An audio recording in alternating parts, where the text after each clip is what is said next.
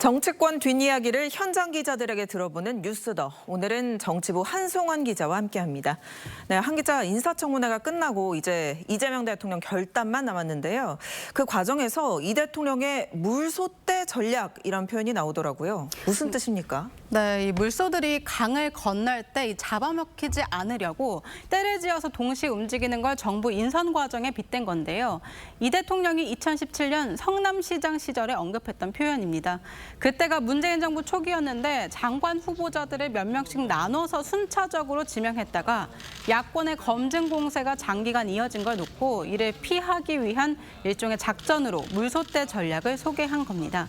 전 정부 장관들과 겹치는 기간이 길어지더라도 한꺼번에 임명을 해야 한다는 건데 들어보겠습니다. 강요 임명할 때 좀 약간 시간 텀을 두더라도 말이에요. 한꺼번에 다 해버렸어요.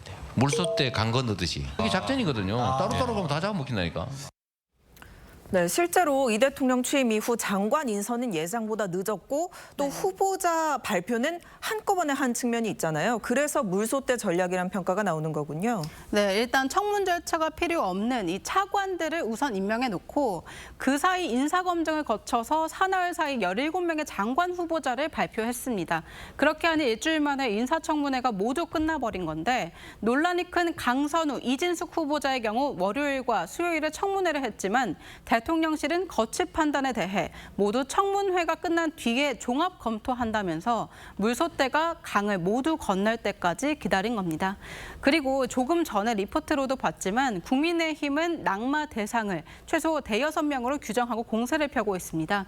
하지만 두 후보자 논란에 묻힌 건지 상대적으로 조용하게 넘어가게 된 겁니다. 네, 강선우, 이진숙 이 두 후보자의 거취가 관건일 것 같은데 내일 결단할 걸로 보인다고요. 네. 어떻게 전망하고 있습니까? 일단 내일 이 대통령이 받는 보고 내용은 이 각종 논란에 대한 사실관계보다는 국민 여론과 여권 내부 기류의 가능성이 높습니다. 그래서인지 어제 오늘 강선우 후보자에 대한 미담 그리고 엄호 주장이 정치권에서 돌고 있고 여당 여과위원들은 청문 보고서 채택을 공개 요청하고 있습니다.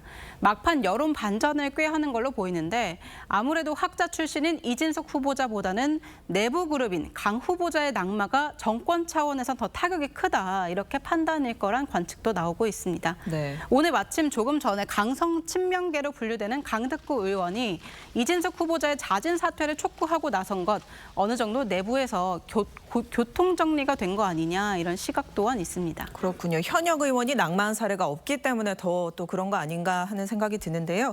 이번엔 국민의힘 상황 보겠습니다. 전당대회 날짜가 다음 달 22일로 정해졌는데 전한길 씨 입당에 또 갑자기 크게 출렁이는 분위기입니다.